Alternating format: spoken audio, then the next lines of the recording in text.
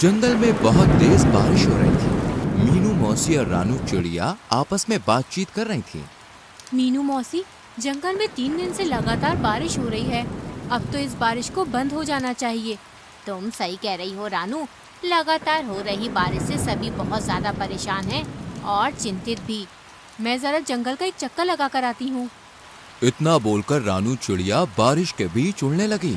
रानू चिड़िया उड़ते हुए कुछ ही दूर गई थी कि तभी उसकी नजर एक बकरी के बच्चे पर पड़ी, जो कि बारिश में भीगता हुआ कांप रहा था। अरे ये बकरी का बच्चा तो ठंड में कांप रहा है।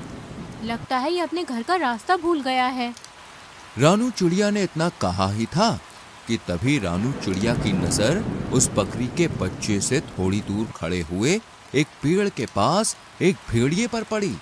ये भेड़िया तो हमारे जंगल का मालूम नहीं होता, ये तो किसी दूसरे जंगल का लगता है। रानू चिड़िया उड़ते हुए भेड़िए के पास पहुंच गई। कौन हो तुम? मैं अपने जंगल के सभी प्राणियों को जानती हूँ। तुम तो इस जंगल के नहीं लगते। तुम सही कह रही हो, मैं इस जंगल का नहीं हूँ। मैं इस जंगल से गुजर रहा था कि तभी बारिश शुरू हो गई। बारिश से बचने के लिए मैं इस जंगल में रुक गया। जब बारिश बंद हो जाएगी तो मैं चला जाऊंगा। ठीक है।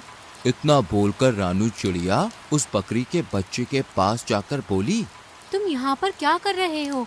तुम्हारी माँ कहाँ है और तुम्हारा नाम क्या है? मेरा नाम गोलू है। मैं बारिश में खेल रहा था, मगर खेलते खेलते बहुत दूर निकल आया और घर का रास्ता भूल गया। इतना बोलकर गोलू रोने लगा। तुम चिंता मत करो, मैं तुम्हें तुम्हारे घर ले जाऊंगी। मेरी माँ मना कर रही थी, लेकिन मैंने उनकी बात नहीं मानी। तुम्हें अपनी माँ की बात माननी चाहिए थी। चलो मेरे साथ। रानू चिड़िया गोलू को लेकर कुछ ही दूर चली थी कि तभी गोलू की माँ गोलू को ढूंढते हुए वहाँ पर आ गई। तुम कहाँ चले गए थे गोलू? तुम्हें पता है मैं कितनी परेशान हो गई थी।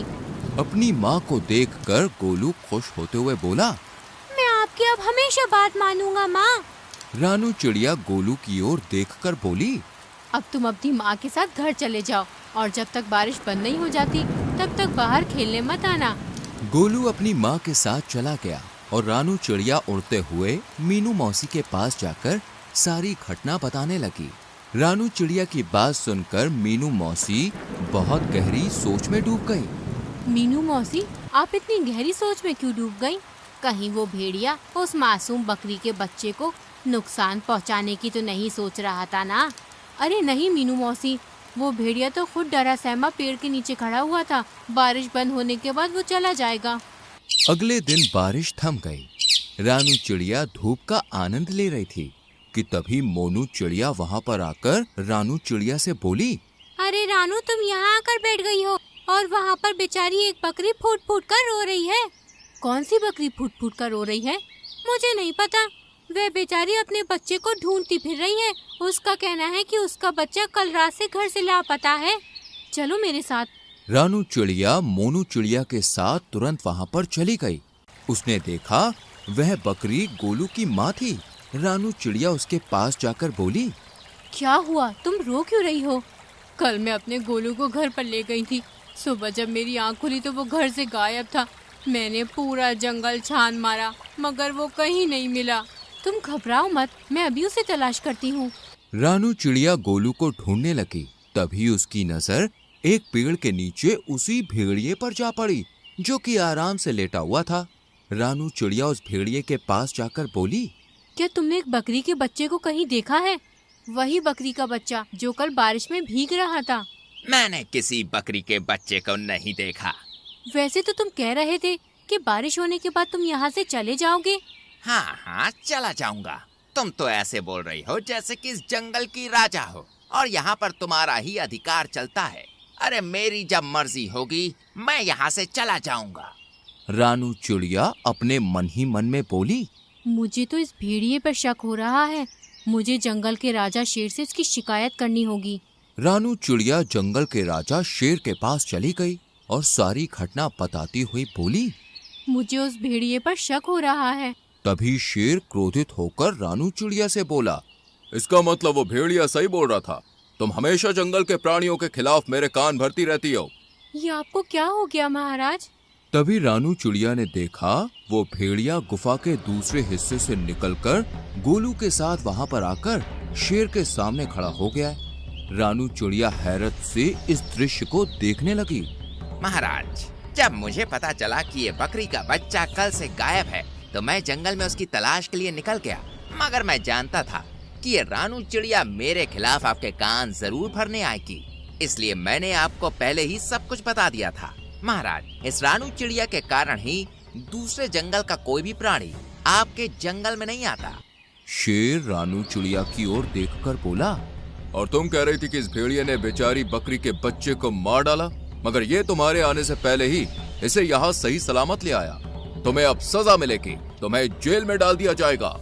इतना बोलकर शेर ने अपने सिपाहियों को आदेश दे दिया और रानू चिड़िया को एक पिंजरे में बंद कर दिया। शेर भेड़िए की ओर देखकर बोला, तुम्हारी जब तक मर्जी हो तुम यहाँ पर रह सकते हो। भेड़िया खुश होकर वहां से चला गया। इधर मोनू चिड़िया इस सारे दृश्य को देख रही थी। वह तुरंत मीनू मौसी के पास पहुंच गई और सारी घटना बताते हुए बोली, कुछ कीजिए मीनू मौसी, जंगल के राजा शेर ने रानू चिड़िया को बंदी बना लिया है।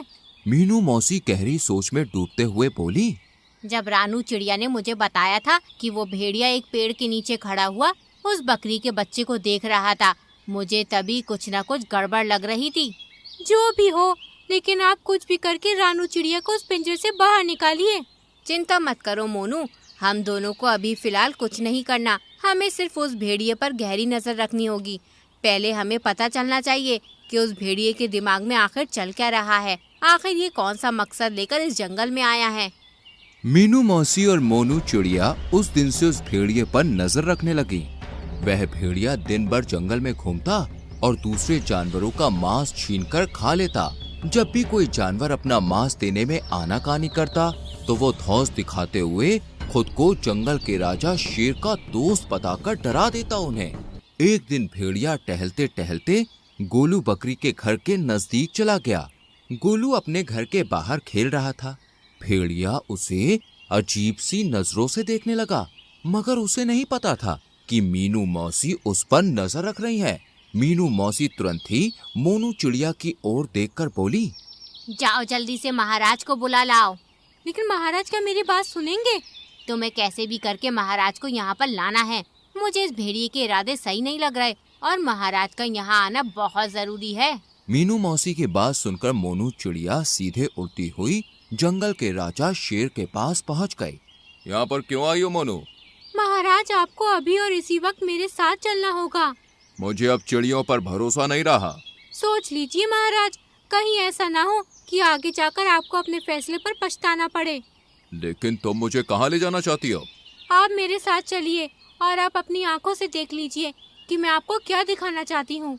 शेर राजा मोनू चिड़िया के साथ सीधा उस जगह पर चला गया। तभी मीनू मौसी शेर राजा के पास आकर बोली, महाराज, उस पेड़ के पीछे छुप जाइए और स्वयं अपनी आंखों से देख लीजिए। मीनू मौसी के कहने पर शेर राजा पेड़ के पीछे छुप गया। भेड़िया गोलू के करीब आकर उसे देखते हुए बोला, आज तुम्हारा मांस खाने का मन कर रहा है मुझे। ये क्या कह रहे हैं आप? पिछली बार जब मैं खो गया था तब आप ही मुझे महाराज के पास ले गए थे और मेरी माँ के पास छोड़कर आए थे। मूर्ख बकरी के बच्चे, वो तो मेरी सिर्फ एक चाल थी। मैं जानता था कि इस जंगल में रानू चिड़िया सबसे ज्यादा तेज दिमाग की है। मैंने उसे फंसाने की योजना बनाई थी। मैं कुछ समझा नहीं। जब तू सो रहा था ना, तब मैं चुपके से तुझे अपने मुंह में दबाकर जंगल के दूसरे हिस्से में छोड़ आया था और फिर खुद ही तुझे जगाकर महाराज के पास छोड़ आया। और जंगल के इस मूर्ख शेर ने रानू चिड़िया को ही दोषी मान लिया। लेकिन अब मुझे कोई खतरा नहीं। अब अगर मैं तुझे खा भी जाऊंगा तो जंगल का राजा शेर कभी विश्वास नहीं करेगा। तुझे खाने के बाद मैं जंगल में अपनी मनमानी शुरू कर दूंगा। इतना बोलकर भेड़िया गोलू बकरी के बच्चे के ऊपर हमला करने वाला था कि तभी शेर दहाड़ता हुआ वहां पर आ गया। शेर को दहाड़ता हुआ देखकर भेड़िया पूरी तरह से घबरा गया।